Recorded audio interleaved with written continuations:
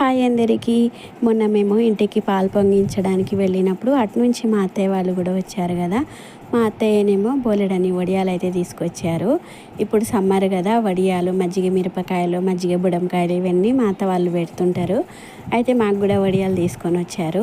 మజ్జిగ మిరపకాయలు అయితే నేనే పెట్టుకున్నా. మజ్జిగ మిరపకాయలకి ఎక్కువ ప్లేస్ అవసరం ఉండదు కాబట్టి అవి నేనే పెడతా. వడియాలకైతే చాలా ప్లేస్ అవసరం అవుతుంది కదా. సిటీలో అన్ని దగ్గర ఒక్కొక్క దగ్గర ప్లేస్ ఉంటుంది ఉండదు.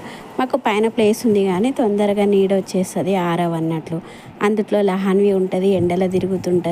ఇంకా నేను వేస్తుంటే అనేసి నేను వేయలేదు. చాలా తక్కువ నేను వడియాలు వేయడం కూడా. మా అత్త వాళ్ళే పంపిస్తారు ఎవ్రీ ఇయర్.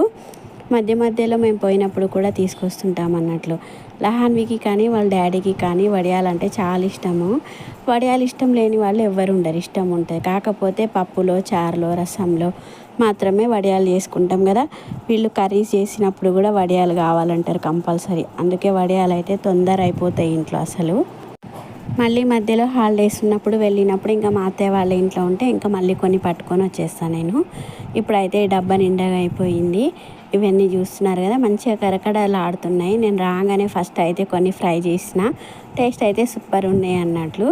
ఇక లహాన్వికి అయితే అసలు ఈ వడియాలను ఇంకా అసలు వదలబుద్ధి అవ్వట్లేదు. మమ్మీ ఎవరికన్నా ఇస్తుందేమో అన్నట్లు ఇక్కడనే కూర్చుంది.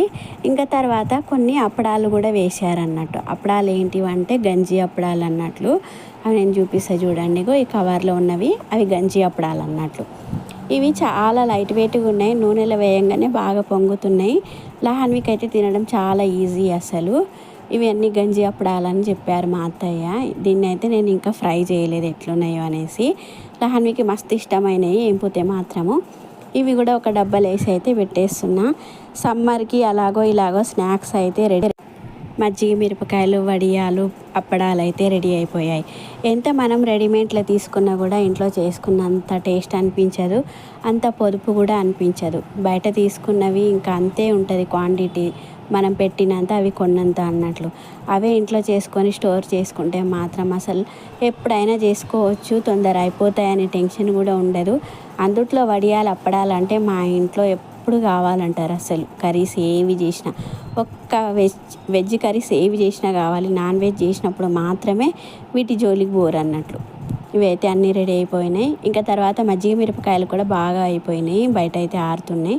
ఇప్పుడైతే ఇవన్నీ కలిపేసి ఒక డబ్బా ఫుల్గా అయింది వడియాలు. ఇంకొక ప్లాస్టిక్ డబ్బాకి కూడా అయినాయి. ఇవేమో మజ్జిగ గంజి అప్పడాలు, మజ్జిగ అప్పడాలు అంటున్నా, గంజి అప్పడాలు. ఈ సమ్మర్కి అయితే సరిపోను అయితే అన్నీ వచ్చేసినాయి. ఇంకేమైనా తక్కువ ఉన్నా కూడా ఇంకా మా అత్తయ్య వాళ్ళ ఇంటికి